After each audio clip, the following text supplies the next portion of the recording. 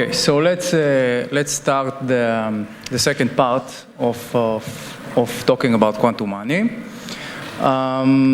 Okay, so we said what we want to do in this second talk, and we also talked about this problem of how can you verify that you actually sent something so fragile like quantum information. And we talked about these scenarios. We have three fundamental scenarios. And the tool that I want to talk about next is something that is designated for other things, actually, but apparently it partially solves this problem, which is tokenized signatures. So what is tokenized signatures? Now we have three quantum algorithms and one classical algorithm instead of the previous just two quantum algorithms. Everything is again efficient in terms of polynomial time. So we have the same as before generation of the public key, the classical public key, and the quantum unclonable state. And we also have the same as before, the quantum verification of the state. But now we have two more algorithms. The first is a signing algorithm. This is a quantum algorithm, the quantum signing algorithm. And what's going on here is that it takes the classical public key, the quantum state, which we assume that for the sake of signature is the correct one, and one bit to sign, a one-bit message. And it produces an n classical bits signature. And we have one classical algorithm left, and this is the signature verification. It takes, the classical public key, the signature, and the signed message, and it says if it accepts or not this classical verification, this classical signature of M. Okay. So this is our new goal. We want to construct it. We have a correctness in two parts now, not one. The first part is you can think of it as the quantum correctness, which says that if we sample the state honestly, then the verifier is going to preserve the state and verify the state. And the second one is more algorithmic, the part of the correctness. So the part of the correctness says that if I verified this quantum state phi, after verification, we usually denote it by phi prime. Then if it passed verification, with probability exponentially close to 1, if I take this state to the signature algorithm, and I'm going to try to sign on a bit, and I always assume to have the classical public key, then this signature is a good signature, which means that at the end I get 1. Again, so I assume that if the verifier, the quantum verification passed, conditioned on this probabilistic event, I can sign on any bit, on any classical bit that I want. Now, security is going to be stronger than before, and in a bit I'm going to ask you why is it formally stronger than before.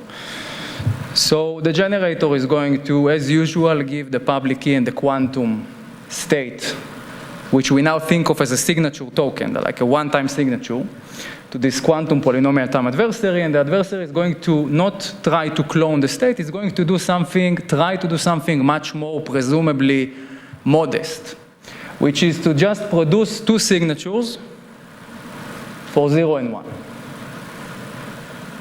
This is what the adversary, it says, I cannot clone, I cannot even produce two states that pass verification, but maybe I can produce two classical strings that both of them pass verification for two different bits. So here is one question. This is just sort of a sanity check. I claim that if I have a tokenized signature scheme, I have yes, we have a question. So regarding the intuition, do I read correctly that those tokenized signatures are a kind of signature delegation scheme in a sense? Or how can we intuitively think about it? Yeah, signature delegation in the in the way that you have a lot of flexibility. So think about it. I give you a one-time permission to sign, for example, in my name, but you can sign on everything that you want. Because it's the correctness says that you, as long as you press verification, you can sign on either 0 or 1. Okay, so it's a signature token. Okay, so here is a claim. If I have a tokenized signature scheme, I have a public key quantum money scheme. And to be a bit more concrete, the answer to this is this: if I can cheat the quantum verifier in a tokenized signature scheme, I claim that I can generate 2 signatures. Why is that true? Take a moment to think about it.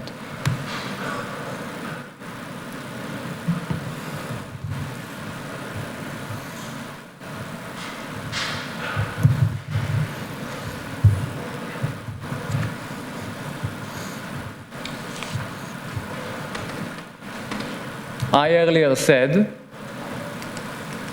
in the correctness that if this state, whatever it may be, passes verification, then I can sign on anything that I want. So now I'm asking you, given the fact that I have given you a tokenized signature scheme, explain why it satisfies, for example, the security of public key quantum money.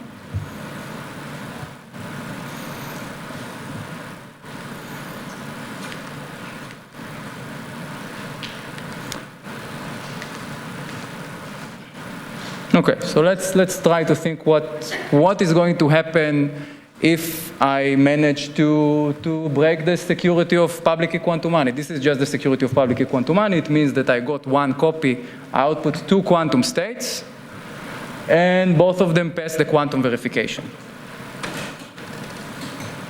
What am I going to do now? This state passes quantum verification, so I got 1. What do I know about this state from correctness? It's not necessarily the same, because we're not necessarily in the Aronson-Cristiano projective, but correctness tells us something that if you, what I said a moment ago, not even true, but if you manage to make the verifier say yes, what can you do with this state? Sign. But the point is then on whatever you want. So you can sign with the first one on 0, and this is going to be a valid signature, and you're going to do the same for 1. So if I cloned, I don't even clone, if I manage to forge the quantum states, I can produce 2 signatures. So this is formally a strengthening of no cloning, of computational no cloning. So you can think about tokenized signatures as being even, in a way, more unclonable. Okay, yeah, we just answered this.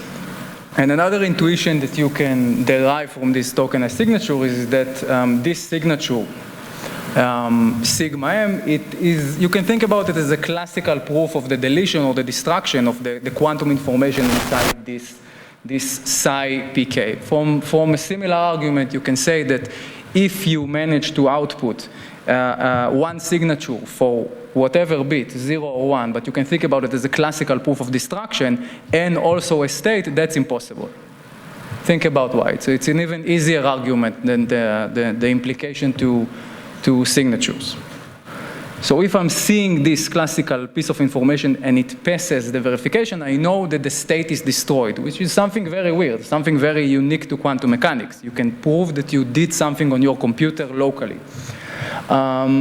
Okay, so now I want to use tokenized signatures and presumably solve this quantum delivery verification problem. So what was our setting? Our setting is that, let's be a bit more specific. We had 2 parties, Alice and Bob. The bank gave each one of them a banknote. You can think about it that also there is some value, I don't know, $100 and $200, and the bank signed on both of these classical strings. And now I want Alice to send to Bob $100 using this quantum money system, tokenized signature system, but she should be able to do two things. She should be able to have a better guarantee for the fact that she actually sent Bob $100. And two, if now the police comes to Alice and says to her, listen, you didn't pay Bob, she can show them that she paid Bob. So you can guarantee and prove. Let's give a hint. So I'm going to think about many signature tokens, and I'm going to give you a collision-resistant classical hash functions from arbitrary input to an output of size lambda.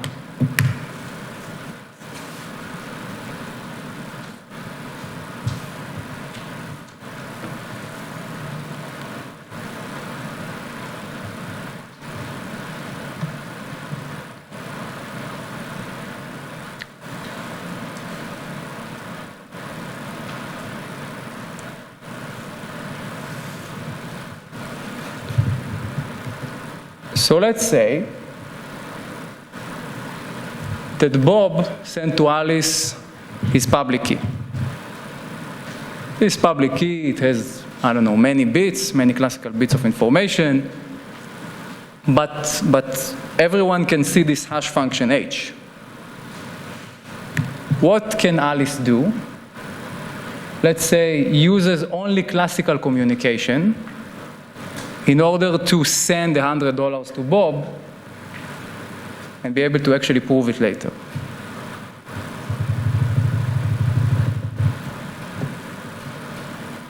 So what happens if Alice, for example, hashes the key? Now I have this lambda bit string. I can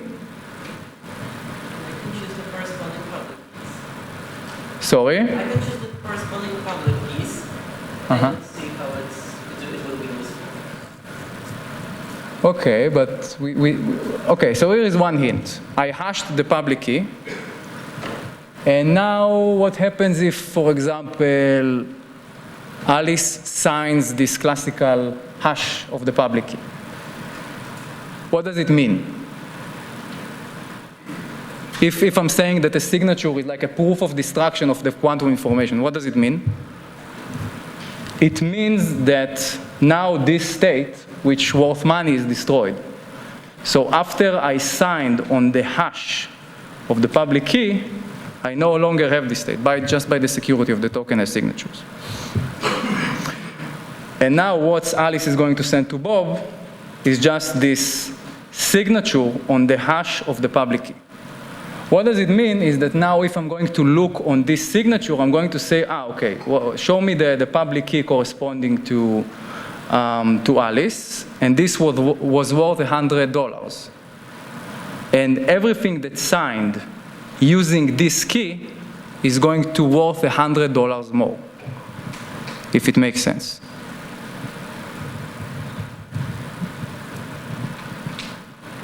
Okay. You can think about it later, but the intuition here is that once you see a signature for this key, this signature, it like delegates the value of this public key, the value here, and adds it to the value here.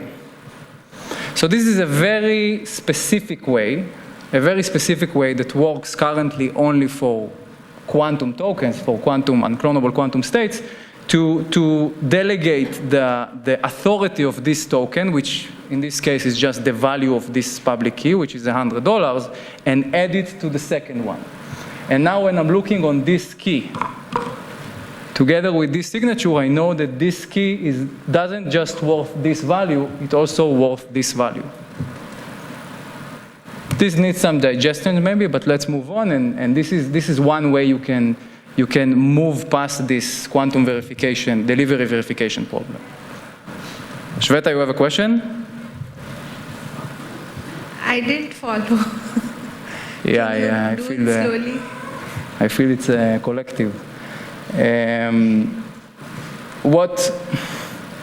What part? So this is not a formal statement. No, I am not. That's fine. So step 1 is fine. We sent PK prime, and then could you just back up and maybe the part that was really confusing was the. Can we just do it again from here?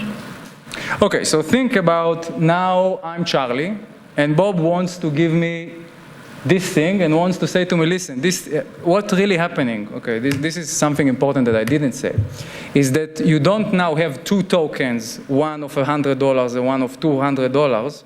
You have 1 token of $300. Okay. Okay, so I started with Bob having 200 here.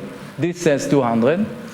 And the bank signed on all of this public key and all of this public key, and here it says 100. And now Alice wants to send the $100 to Bob.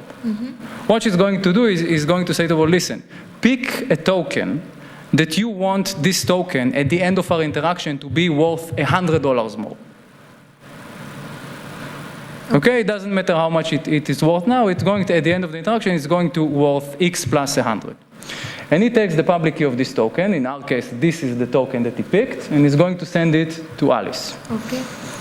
Alice is going to take this thing and hash it just because we need to keep things small, and every time we can sign on a fixed length of messages, which is we pick to be lambda.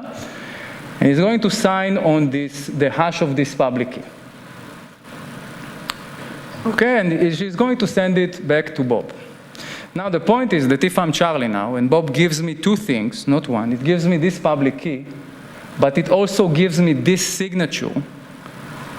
It says to me this, listen, this public key proves that the state worth 100, yes, and this signature proves that this public key, you see it's the same public key, worth $200 more. So there is a problem here in terms of the amount of classical information that I'm keeping is rising linearly. You can get over it using additively verifiable computation, but I don't want to complicate things even further. But it makes sense, this last explanation? Okay. It's like Alice proves that she said this token before. And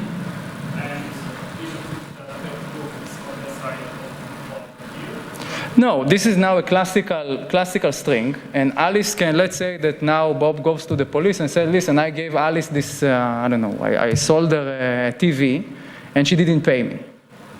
But now Alice can take this thing, this is actually a proof that she paid. She also has, okay. Yeah, and this transcript, you can think about it as public. Okay. This is classical information, clonable, whatever, yeah. Okay, we have another question.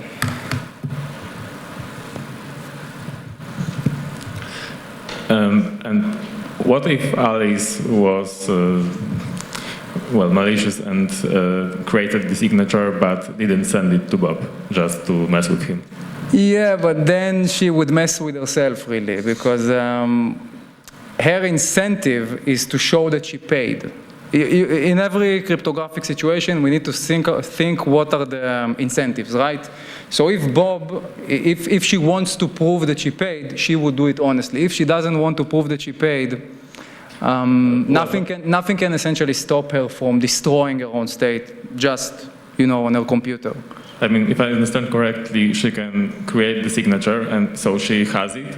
So she lost her money anyway.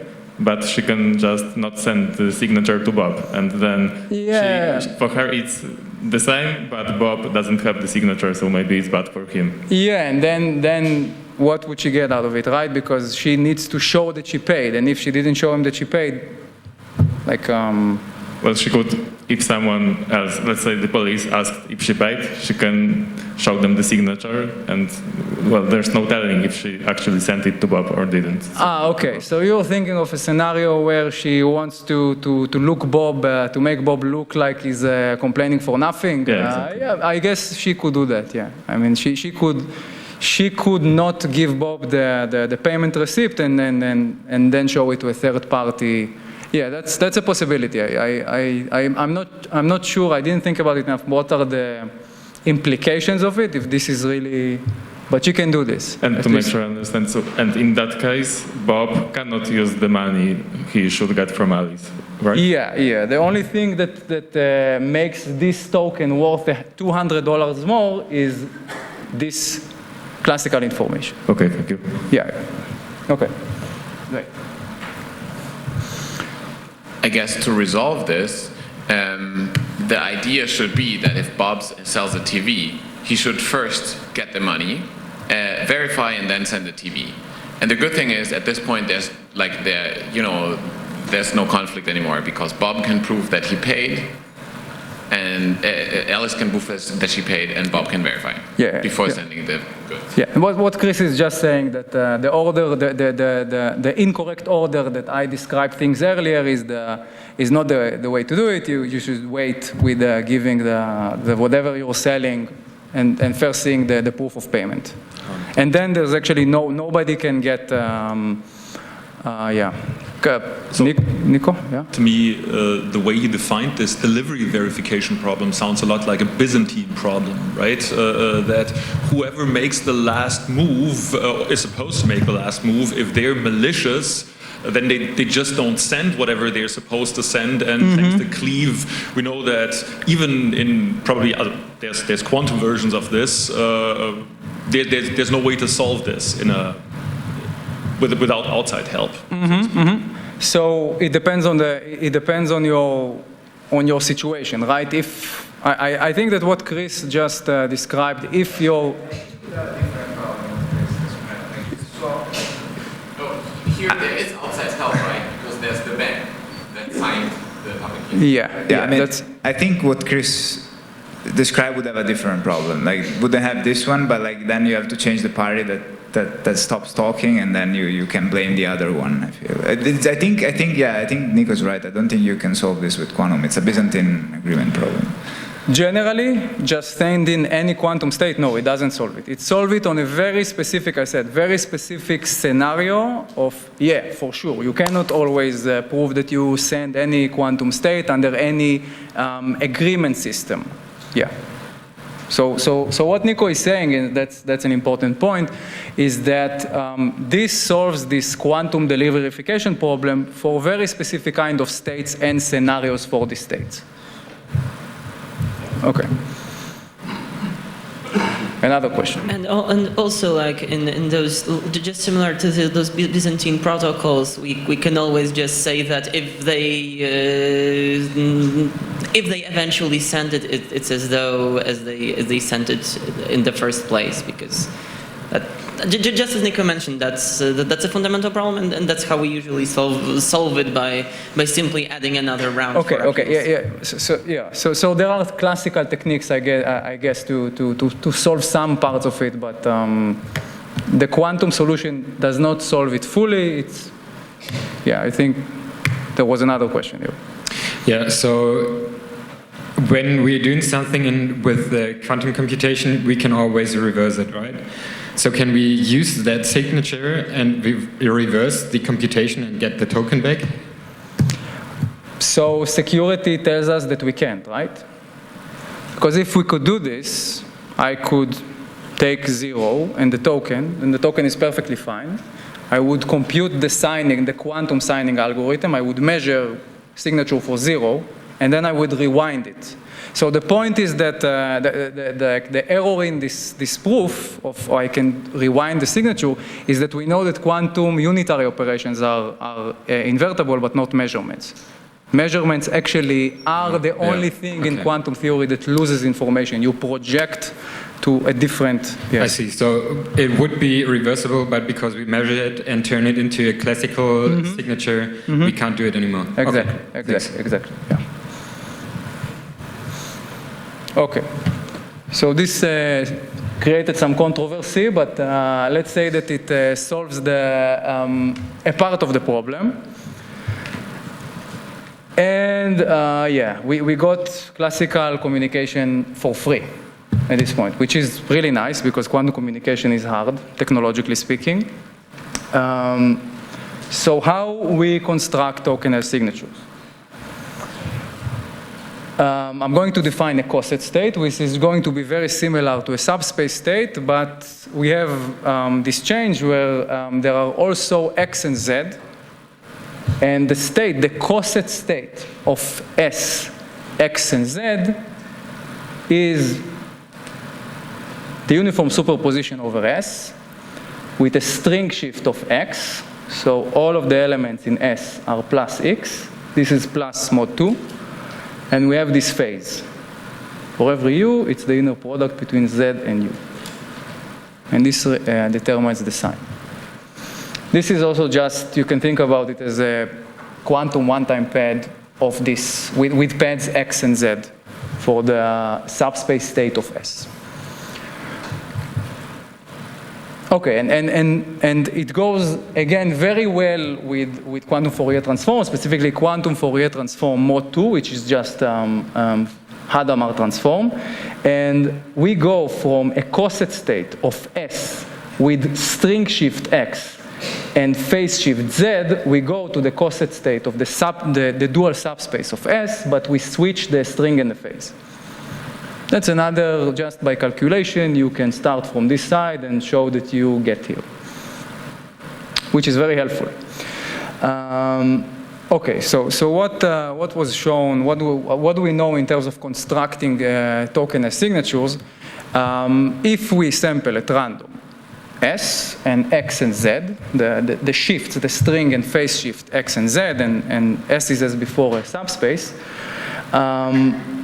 and we are going to take I/O obfuscations of this coset, S plus X, and S perp plus Z, it is not only going to be computationally hard to output two states that pass the quantum verification, it's actually going to be computationally hard to output U and V such that U is here and V is here. And this is a theorem. Ben David et Zatat first showed it with respect to an oracle, so we have only oracle access to S and S perp, and then Coladangelo, Liu, and Zandri showed that you can again move from oracles to the plane model using indistinguishability obfuscation. So this is the construction.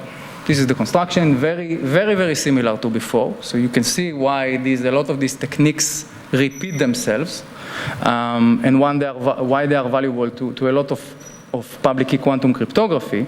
And the only change is I changed what I obfuscate, and I changed a little bit the state from a subspace state to a coset state, and the quantum check is identical.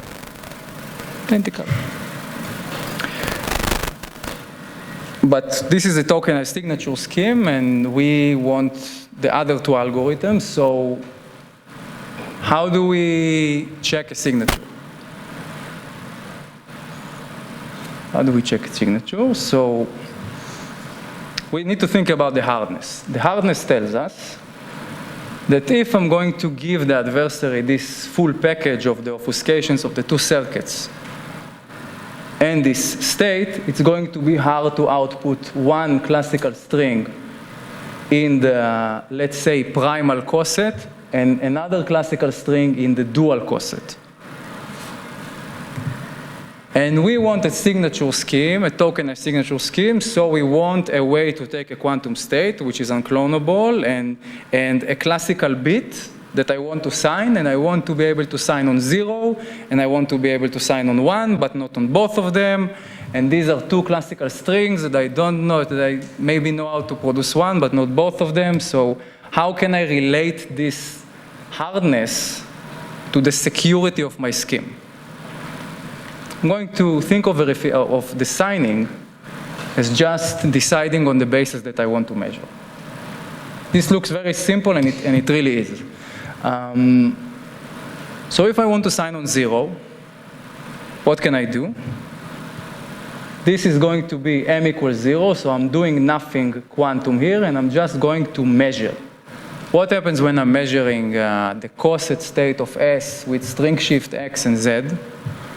I'm just going to get a sample from, it's going to be U plus X for a random U inside S. And this is what I'm going to think about as a signature for 0. And if I want a signature for 1, I'm going to apply this. So 1, this is just I'm applying a Hadamard transform on n qubits, and this is going to, we know what's the state that we're going to get. We're going to get the coset state of S perp with string shift Z and phase shift X, which doesn't matter at this point. So if I'm measuring, let's say that I'm measuring this state after I applied Hadamard transform on n qubits. What I'm going to get is a sample from the dual coset, which means I'm just going to take a random V from S perp, which is going to be V plus Z. And לא, עדיין לא. Yeah, and if I want to check the signature, I'm just going to check that you are in the correct coset.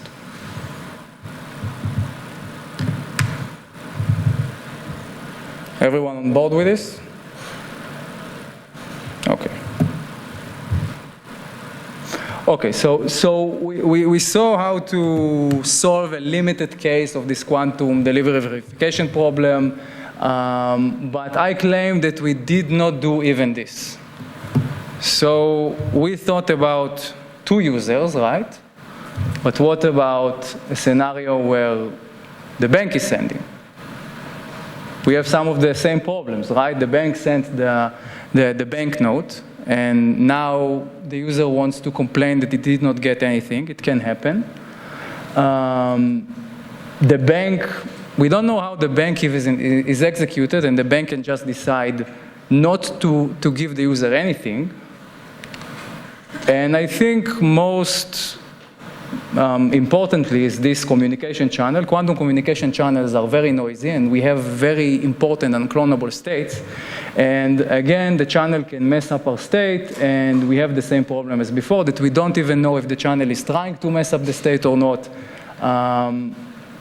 And here is my question. Why isn't the solution from before, like, I gave you tokenized signatures. Why doesn't it solve it immediately?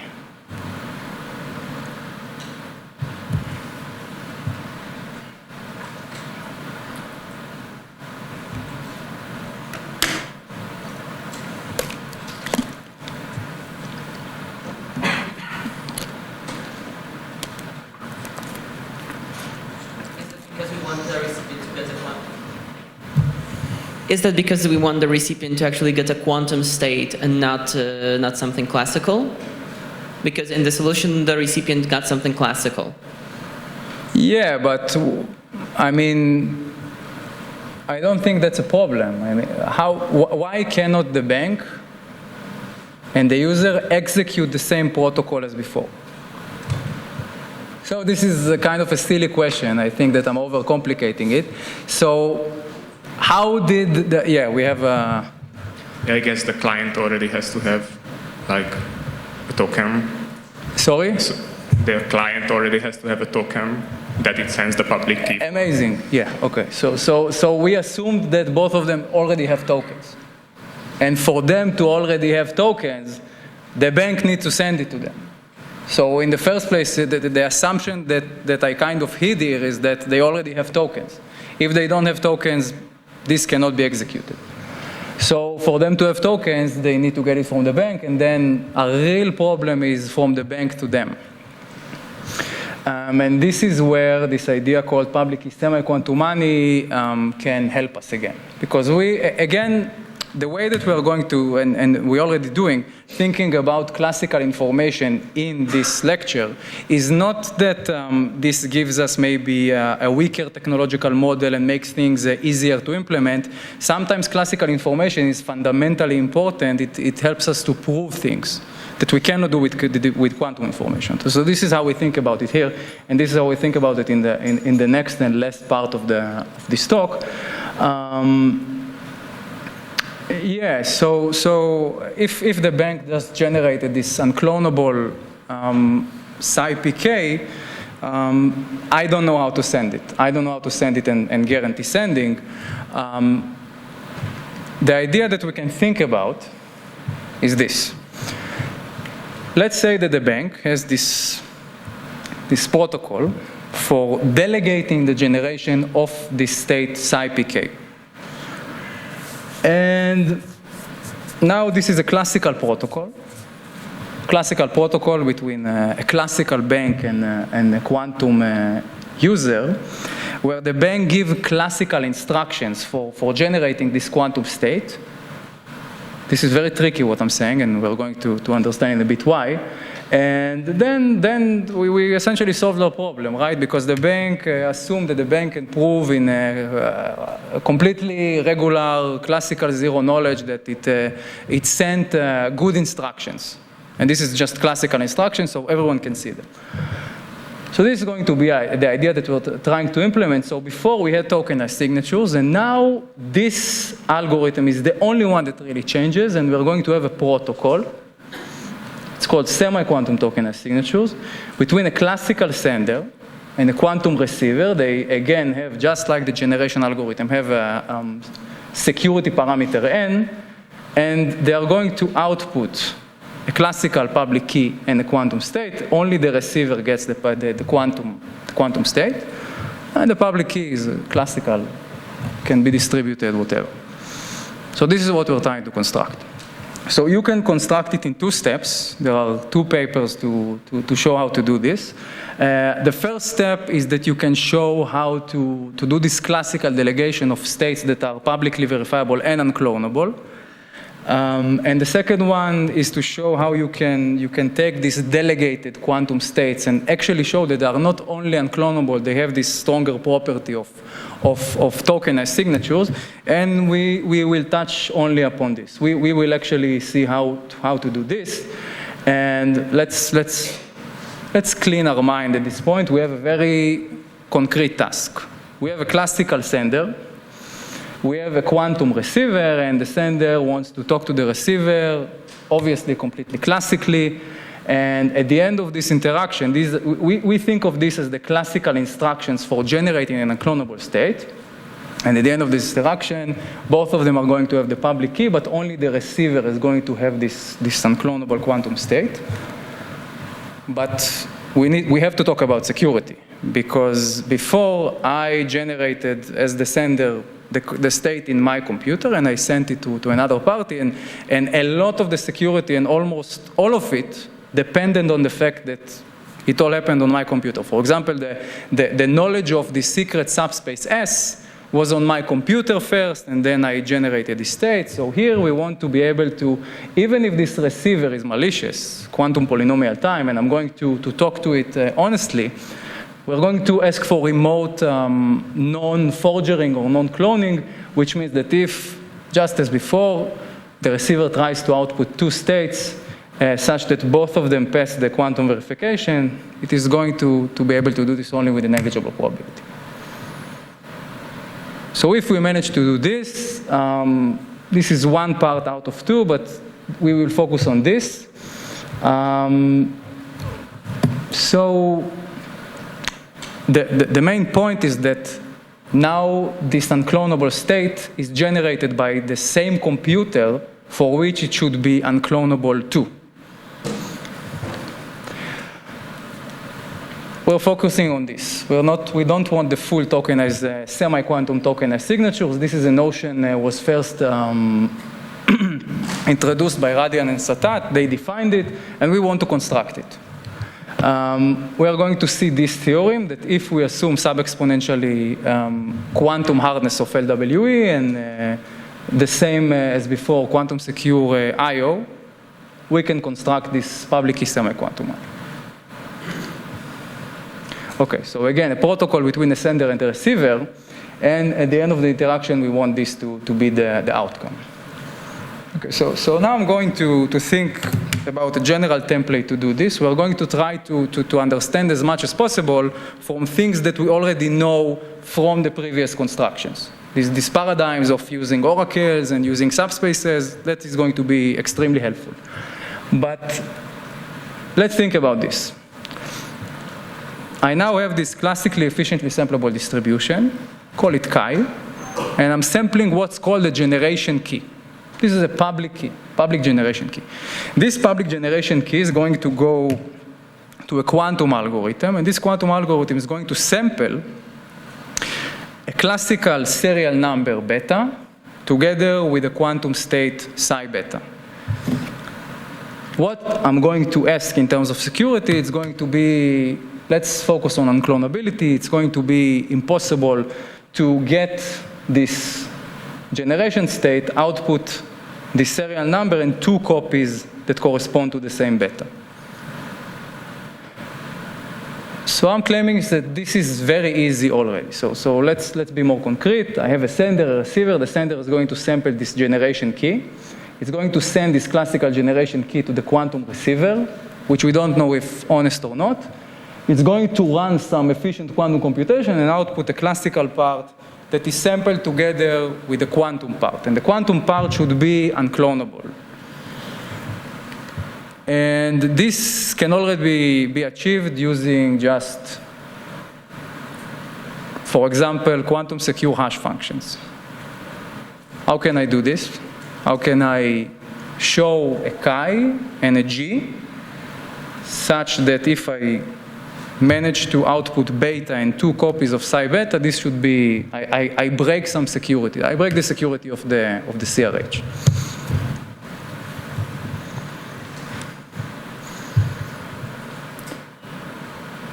What happens if I'm going to create a uniform superposition and then I'm going to compute H forward? I'm creating a uniform superposition over all of the possible inputs to H. Let's say that H has a fixed size input, and I'm going to compute it in superposition and then measure the outcome. What can I say about this classical string, and what can I say about this quantum state that collapsed to something that's no longer the uniform superposition? I'll take it even further. What happens if I did this process and I managed to output 2 copies of this quantum state? What is this quantum state? What happens when I compute a classical function in superposition and then measure the output? What uniform superposition over what set I have on the left?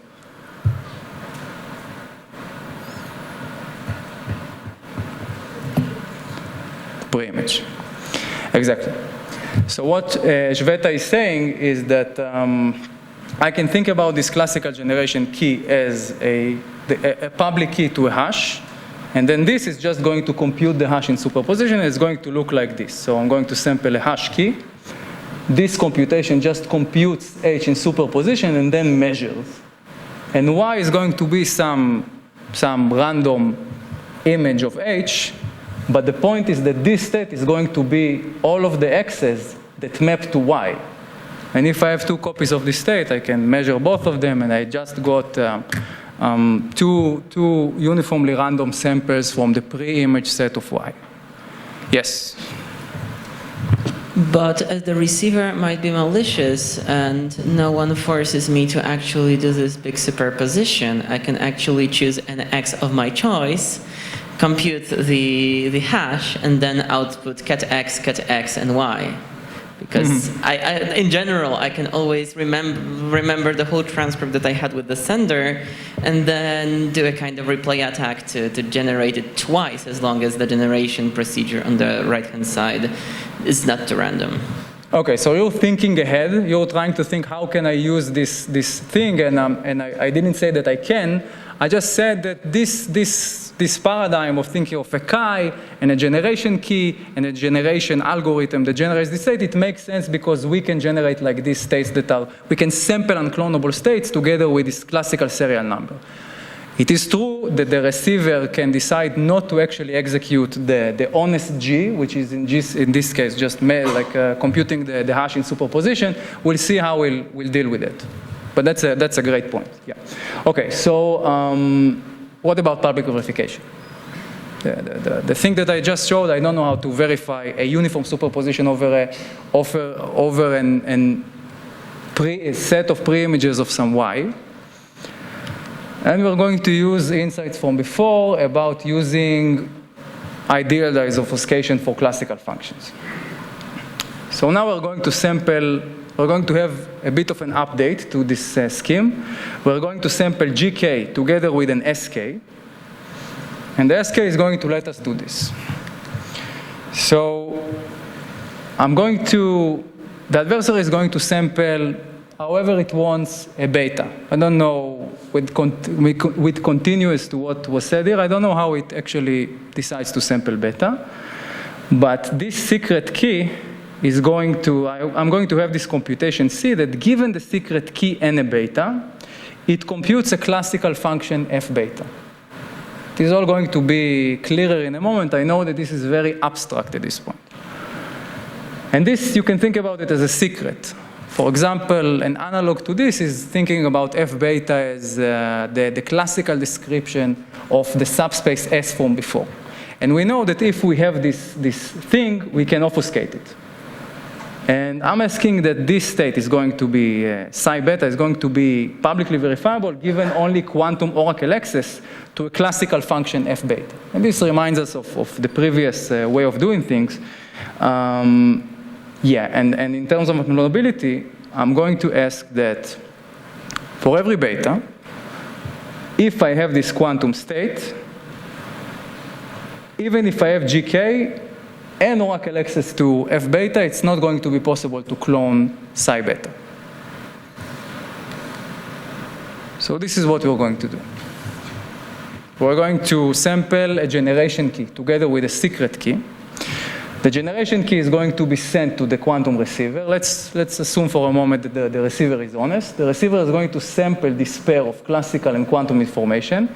It's going to let the sender know, in a sense, what state it got.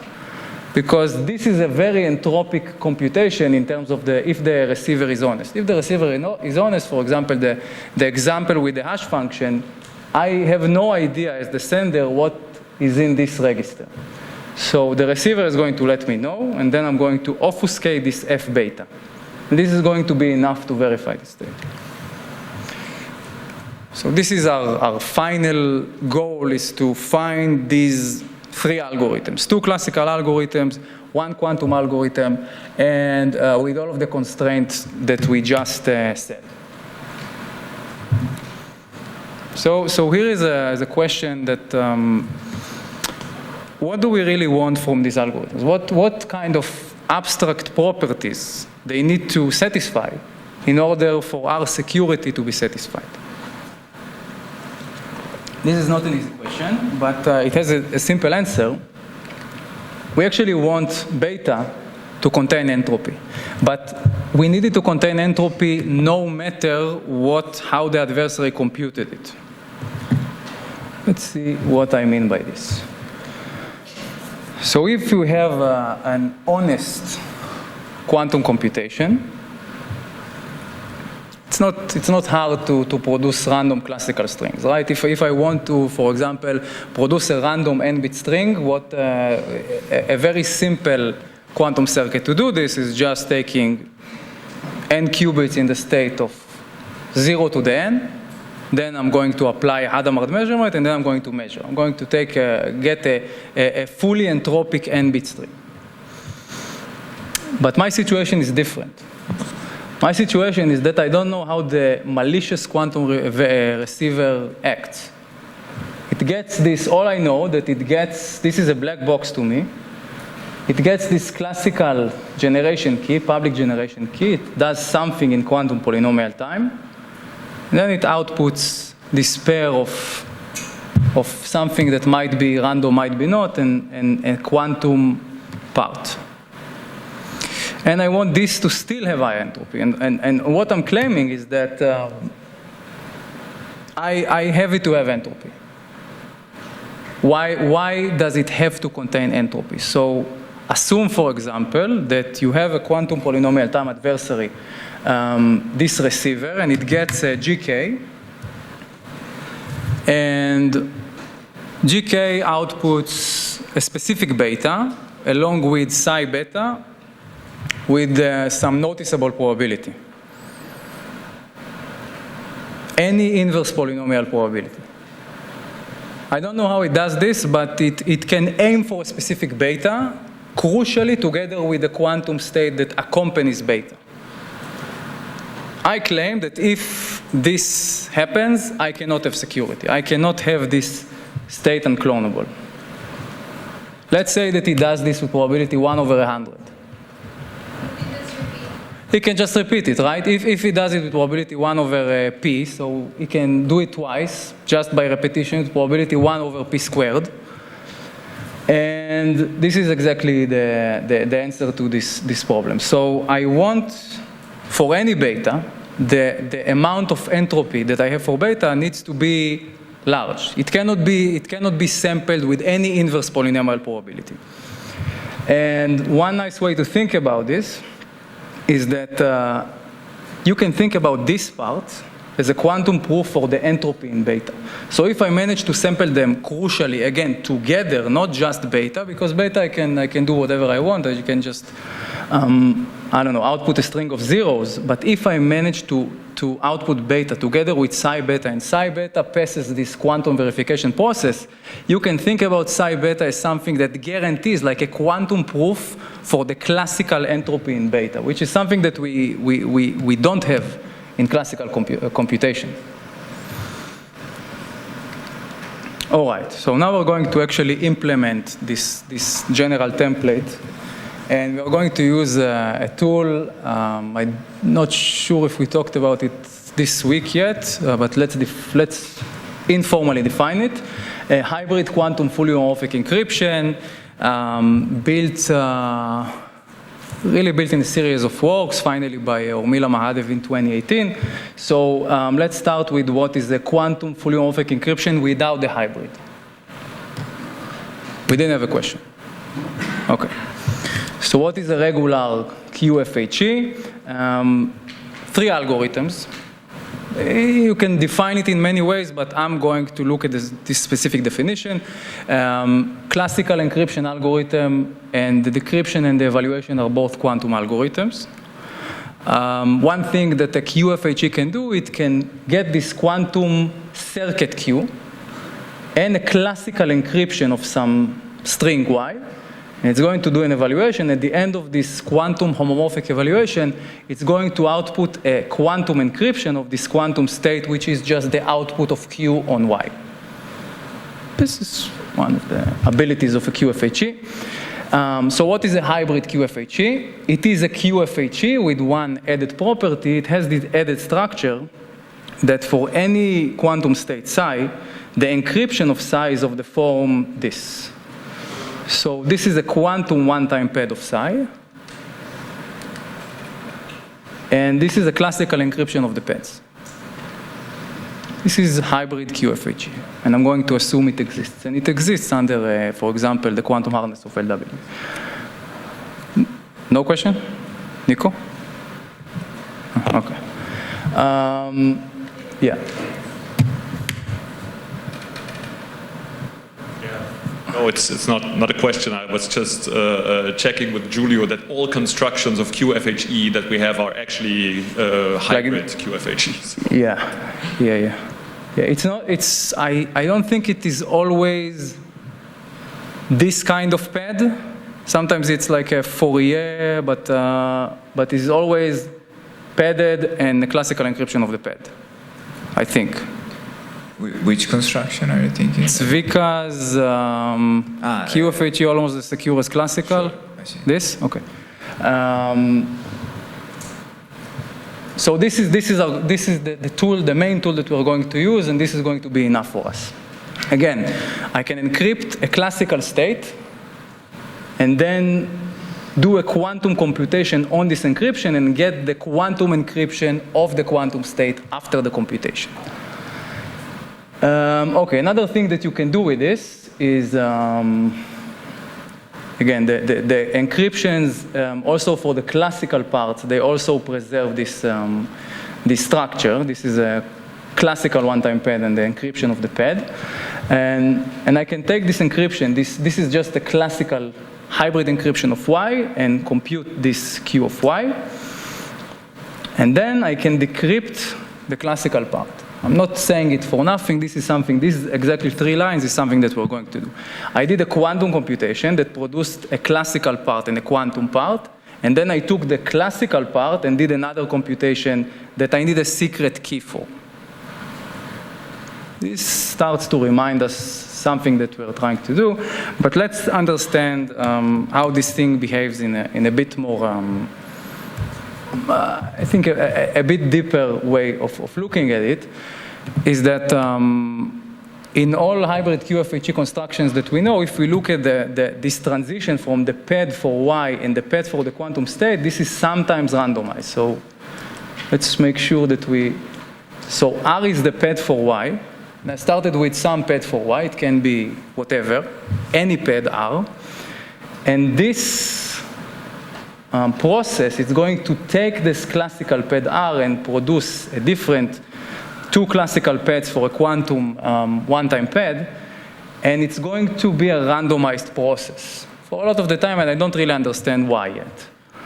So if this is executed honestly, then this mapping is randomized for some circuits. What do we mean by some circuits?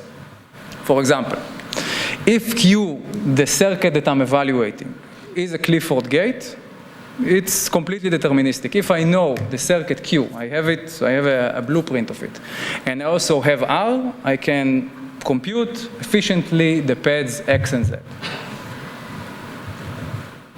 If, on another direction, Q contains Toffoli gates, then actually the more Toffoli gates it contains, the more entropy and the more randomized this transition from R to X and Z is going to be. So it's very interesting, like the more Toffoli gates, and Toffoli gates are not just any gate, right? Because if we know that quantum computation, if we're using only Clifford gates, and we're trying to solve computational problem, it's not going to give us any advantage over classical computation. What actually gives us the advantage are either adding Toffoli gate or a T gate. And it's interesting that these actually are the gates that create this randomization. So maybe we just have a problem with constructing QFHE schemes. Maybe we're just, because this randomization, it doesn't really seem good for anything, right? Why should I have the transition from R to XZ random? And there are two options, essentially. One option is that we just didn't find a proper QFHE scheme. And there might be a QFHE scheme that's secure and everything and correct, and the transition from R to XZ is deterministic. Or it is impossible, so this means that for every QFHE scheme you will hand me, you will have a quantum algorithm, Q star, where the transition is uncontrollably random. So why should we care about this Q star? How does it serve our purpose? Let's say that we have such Q star. Okay. Let's remember what we wanted. We wanted something simpler for a generation, a public generation key, and a secret key SK. And we have this quantum process that has forced entropy on beta. Something that doesn't matter how you compute it, as long as you compute it, it has to have entropy. And this exactly falls, we can actually align it easily with what we just said about the standard properties of hybrid QFHE. So if we're thinking about, we wanted chi and gk and sk, if we're thinking instead of chi of a sampler for an encryption of y, and the secret key is going to be the decryption key of that ciphertext, and this encryption of y is going to be public because it's an encryption of y, I can show it to anyone, it doesn't reveal y. I'm going to think of this generation algorithm. The generation key is going to be this, again, public encryption of y. And I'm going to think of G as fixed, like it's hardwiring some circuit Q star, which I don't know if exists yet or not. And it's going to compute Q star, and we know that Q star is like a problematic circuit, and it's going to create entropy in X and Z, whatever I do. So this is going to contain entropy, and if a ciphertext contains entropy, in particular, like if the string that is encrypted under the ciphertext contains entropy, for sure the ciphertext contains entropy. And what I want is to think about beta. If I have this circuit Q star, I want to think about beta, this uncontrollably entropic classical string, as the ciphertext, the classical part of the ciphertext. Make sense so far? It's a lot of technical, abstract stuff. We can slow down. Okay. Yes. Maybe I just completely misremembered, but in the eval, did you get like the encryption of Q evaluated on Y? So this is just here in this row. I just use the correctness of QFHE. Okay. I get a classical ciphertext of Y. This is the form that it is represented, and some circuit Q star that I assume for now exists. And I'm going to do the honest QFHE evaluation, and I'm getting this the quantum one-time pad of Q star on Y, and then the encryption of the pad. This is just the correctness of evaluation. Okay, we have another question.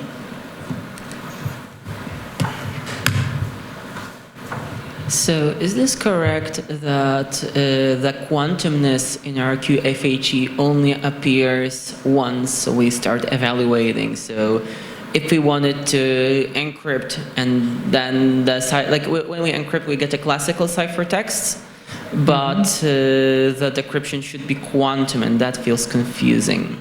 Yeah, okay, that's, you can define a scheme where you have classical encryption and decryption for classical plain text and ciphertext, and you have the analog quantum. Here, because I'm using only classical encryption and not classical decryption, I'm actually using classical decryption, you're right. So yeah, the scheme can be defined as having classical encryption and decryption. And this is when we're actually using it. So you have classical encryption, decryption, and quantum encryption, decryption. But can you go back to the definition of this hybrid QFHE? So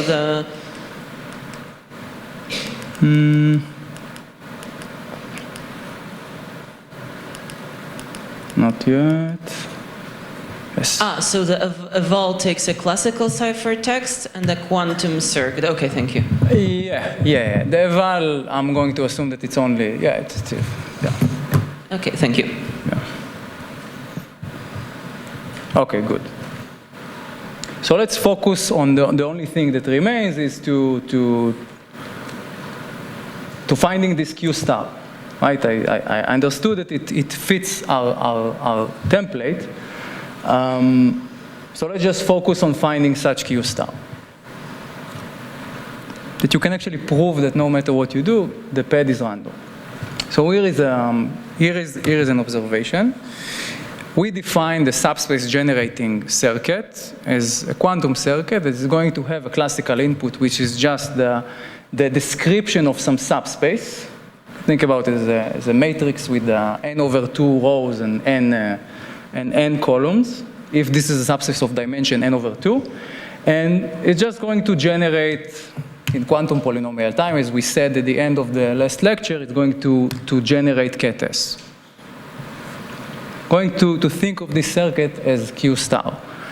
And what we can prove is that this hybrid QFHE and subspace generating circuit have a very nice connection to them. So if I'm going to quantum homomorphically evaluate a subspace generating circuit, the resulting state, the quantum ciphertext, is going to be unclonable.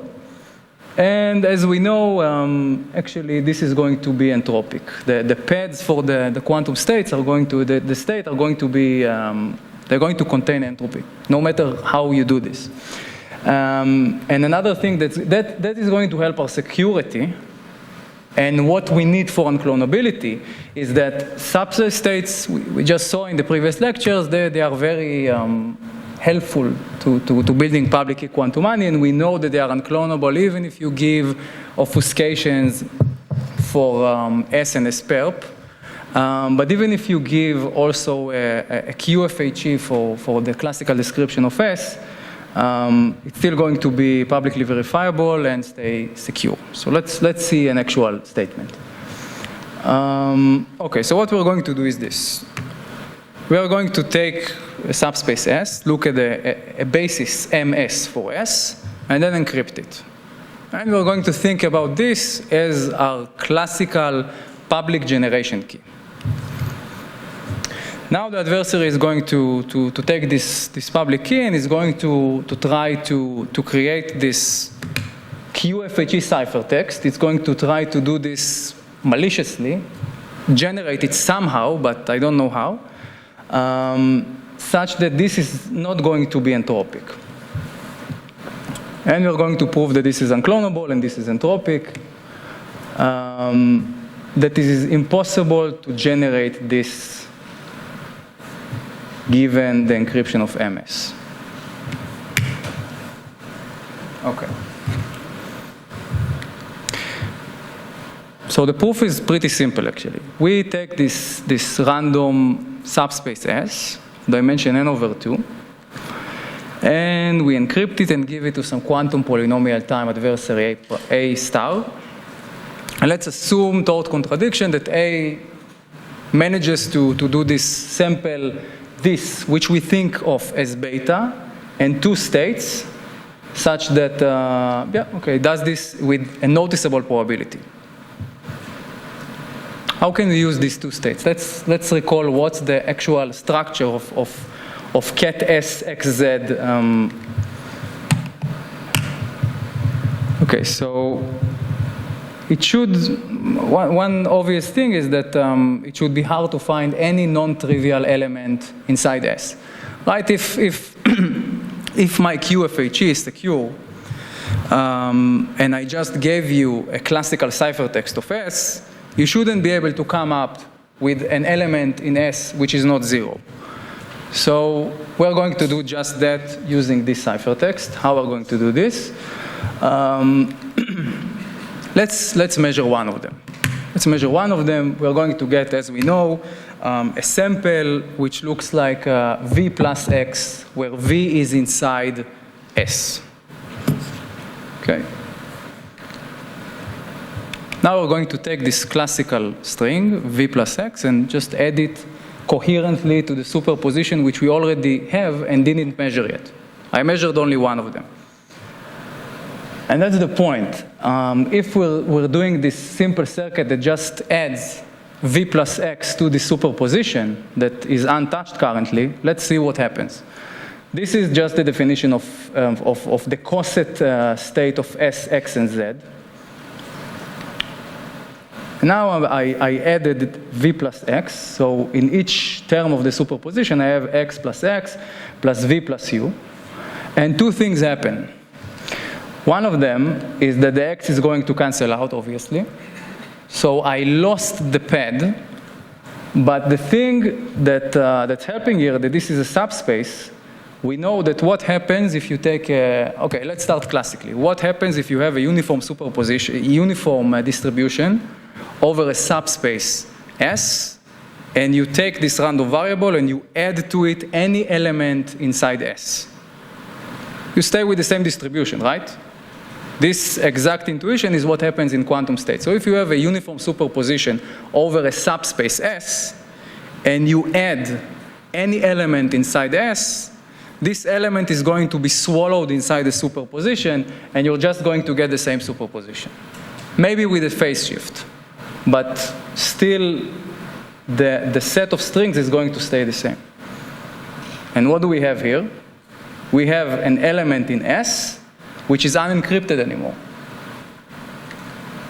And we're going to measure it, and with high probability it's going to be non-zero, and because it's not zero, it's essentially a proof that you broke the security of the QFHE. And this is why you cannot produce a ciphertext with two copies of cat SXZ. Okay, so this is We actually solved one thing out of two. Yeah, Giulio? Sorry? Yeah, the last one, is it actually inequality, or you are somehow changing? The other one, I don't understand. The last one, like I think V should somehow change the phase, right? Yeah. So it's true that I forgot to write it here. You might have a phase change, Okay. exactly. You will have a phase change, actually. But this is still correct. So you're going to have, what Giulio is saying is that I did a calculation error here. You're going to have a uniform superposition over U. Here you're going to have U, but here you're not going to have U in the phase. So one more question. What's the advantage of actually doing this versus just, you just measure both, you get two elements, then you subtract them, and then you... The same. Oh, it's the same. The same. Yes. It's the same. You can actually measure both and just add them. Yeah.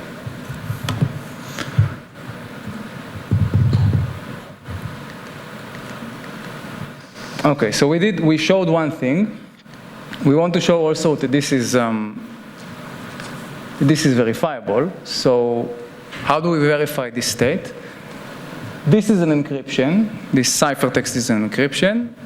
And we know from the previous lecture that Aronson and Cristiano shows how to verify S, and we also seen in this lecture how to verify ket SXZ.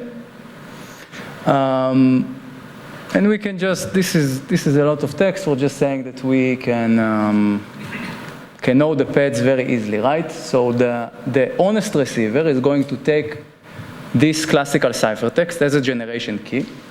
It's going to homomorphically evaluate this subspace generating circuit. Then it's going to send back the encryption of the pads. Now the sender knows the pads, and it already knows S. So it knows S, and it knows X and Z, and this is enough to generate the circuits S plus X and S perp plus Z. So we're going to use obfuscation on these two circuits. This is verifiable, as we already know from previous techniques. Okay. I sort of hidden under the rug one thing here, is that in order for the actual, so how does a cryptographic reduction usually work? At some point you want to show, I claim that if we manage to clone, we can break the security of the QFHE, right? But if I'm breaking the security of the FHE, I cannot have the secret key of the FHE, right? So I cannot have this. So in the reduction, we will need to show, in the full reduction, we will need to show how you actually can do this simulation of this answer, this last message by the verifier, the second and last message, without having the secret key. So this is a point to just make sure that you got. And let's finish with two open problems in quantum money. So the first one was, I think, kind of asked earlier, is can we do public key quantum money without using obfuscation? So the real problem with obfuscation is not that, I don't know under what assumptions we would be able to construct obfuscations in the future, but the point with obfuscation is that it is extremely inefficient. Some people are trying to build public key quantum money from lattices, from knots. This is a very interesting open question, if somebody wants to talk about it. And another thing, all of the time in crypto, we either want to reduce assumptions or stay with the same assumptions and increase functionality. So you can think of non-interactive versions of this protocol. One version is quantum lightning. If you don't ask for tokenized signatures, if you ask for semi-quantum tokenized signatures to be non-interactive, then you actually get a thing called one-shot signatures. We don't know how to construct any of them, even if you assume obfuscation. They are very useful if you think about theoretical ideas in decentralization. And yeah, this concludes the talk. Thank you.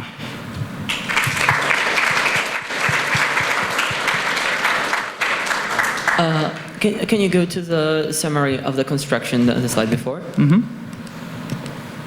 So I mentioned this issue that the receiver might choose to run something else than just the evaluation of the hybrid QFHE. And I'm not sure if we can do quantum zero knowledge for that. How do we actually guarantee that the receiver has to follow the protocol in this case? Yeah, okay. So you said several things. One of them, we actually don't have a protocol for showing that the quantum computation was executed honestly. So in classical cryptography, if you have a classical computation, you can at least always prove, if you don't do coin tossing or anything like this, or multi-party computation, you can always prove that there exists a classical string of randomness that corresponds to your output. You can think about the string as your secret. In quantum computation, we have inherent entropy in measurements, and we don't have a way of proving that this output came under some specific algorithm. So the way that you solve it is you don't, the malicious quantum polynomial time receiver, it won't be trying to prove anything. You do some, I think the best way to describe it is a complexity leveraging trick that you can show that essentially for the sender, it is way easier to guess the pads XZ than it is for the receiver.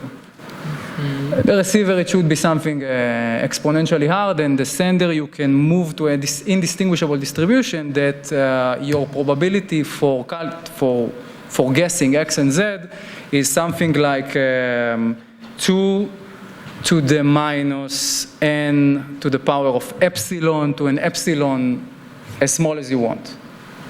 And then you create this gap between and this is why we actually needed sub-exponential security of LW and not just plain polynomial security. It's a bit vague, but if you're interested, I can explain it better offline. So just to sum up, basically, when we initially think about just this replaying attack, that you just store the transcript from the sender and run the computation twice. This doesn't work because the receiver only gets the oracles that they need after sending the ciphertext, right? At some level of heuristic. Come again? So you're asking why cannot the adversary do... Just run the generation algorithm twice. The evaluation algorithm, you mean? Yes.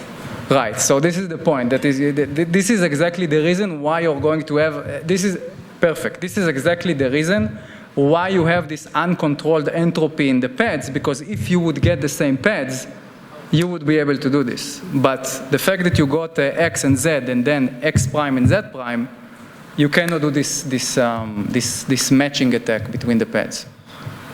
Yeah. Chris? Yes, Christian?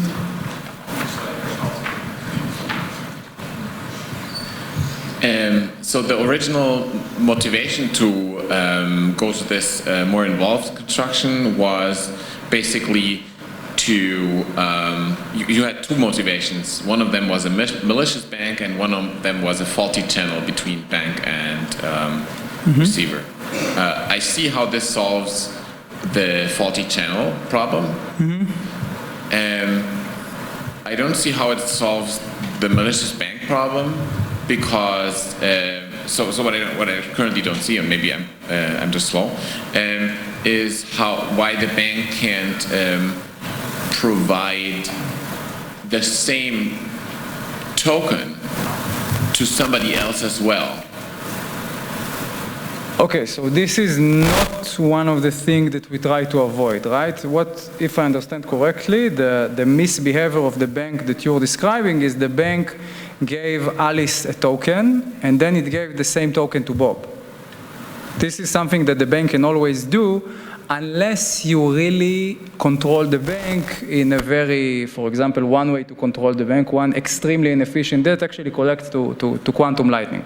So let's give a full explanation of what Chris is asking. Why cannot the bank just create, and this is a problem generally, not even in this protocol, just generally in public key quantum money, right? So the bank can print many banknotes, give it to many people, and create an inflation and whatever. One way you can, so the most inefficient way to prevent this is doing, if the bank is quantum, doing quantum multi-party computation, in theory. So the bank is now decentralized.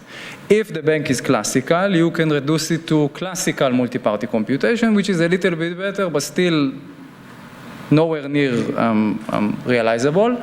So what makes things a little bit more digestible, if you think about this as now non-interactive. Now there is no protocol between the sender and the receiver. Even though it's a short protocol, the point is that you need to do it over again. Think about a different scenario. This is called, for example, quantum lightning, that you publish a CRS, and that CRS gives you the ability to sample unclonable and publicly verifiable states on your own. You can decide later how you assign value to them.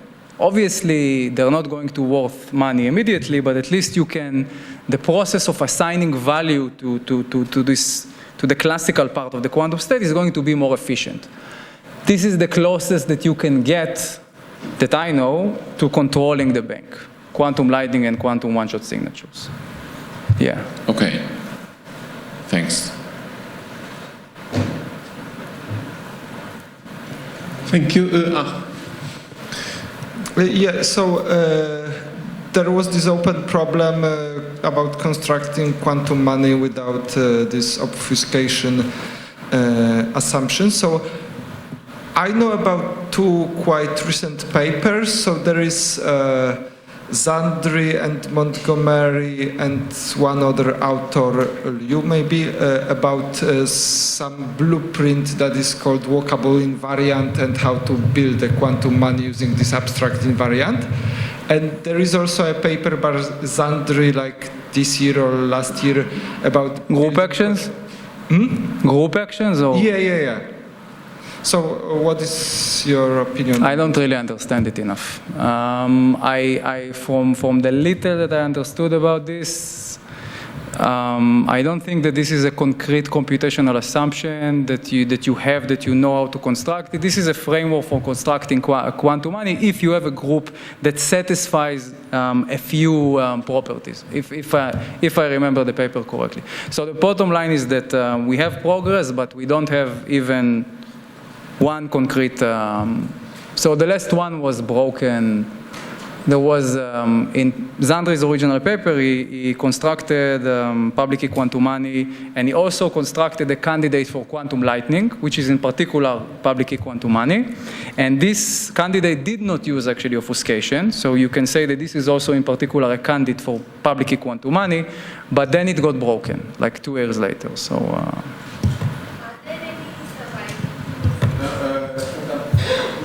Could you wait for the mic? Sorry, did I interrupt? Were you finished? Are there any surviving heuristics? Like maybe you don't have a proof from anything good, but... So what Chris mentioned, I think in the previous talk, is that there is a construction from the hardness of problems on a mathematical object called knots. It's an object in topology. There is a computational assumption there that you can base the security of. This is the Farhi, Shor, and Hasidim construction of public key quantum money. This is a heuristic. This is one heuristic, for example, for quantum lightning. Which is not yet broken. Which does not. Sorry. It's not broken. It's not broken yet. It's not broken yet, and it does not use indistinguishability obfuscation. If this is the same paper that I'm thinking about, then the security proof is one sentence, try and break it. Yeah. Okay, yeah. That's the paper, yeah. Right. But that's from 2010, so people tried, I don't know. Do we have any evidence that people tried? I don't know, the people that I talked to, that's actually not evidence. Yeah, maybe not enough people tried. It's kind of obscure stuff, right? Yeah. And Okay, so maybe simply the set of people who understand the underlying math is rather small, and in particular doesn't mean yeah, that that's it's true. like- I don't know a lot of cryptographers that actually know mathematics of node theory, I don't know. Yes. Do you hear me? Okay. Could you go back to the transaction I'm not scheme? sure if this mic works. Maybe it works. Could you go back to the transaction scheme at the beginning? The transaction The same, in the beginning. No, it was in this presentation. Ah, okay. You want to? The Yeah, transaction yeah, in this one, the second one. using tokenized signatures to transfer. Yeah, the one with public key and the quantum state. With Alice and Bob, basically. No, that's all of the slides. that you just said. Wait, you're talking about how to use tokenized signatures to transfer Yeah, money? this two-way scheme at the beginning of your presentation, in which the Bob sends public key and receives a signature. Oh yeah, I think it was above, or maybe below. This one. Yeah, exactly. And the next slide. So I wonder now, because if I understand correctly, now the Bob's wallet consists of his public key as well as the signature from Alice, right? So if Bob now wants to make a transaction to Charlie, then he has to somehow show his wallet, right? He needs to show what? His wallet. I mean, this data that proves that he has this money, this amount of money that he wants to create. Yeah. You're saying that in order for Bob to get the money, it needs to, but we think about it as a public key. Okay. Yeah, you're saying that the only thing that you might want to keep private is the value. Like how much money does this token worth? Yeah, I'm not sure. I'm thinking about it as because this is not all of his money in this specific token. I think about it as like a banknote which says 100, and 100 is like public. But yeah, I think you can think about how like to get the signature while still obfuscating the value. Yeah. But you know, there are still problems with a ledger, like a public ledger versus private ledger. I think in the setup that you are proposing, the bank, like a centralized party, can host like a private ledger. However, then I do not see the reason why to run P2P transaction if you still have to like use a ledger hosted by another party to verify whether the party making a transaction has enough tokens or coins, whatever. I don't think that I got this. Maybe you can take it offline and... Yeah, okay.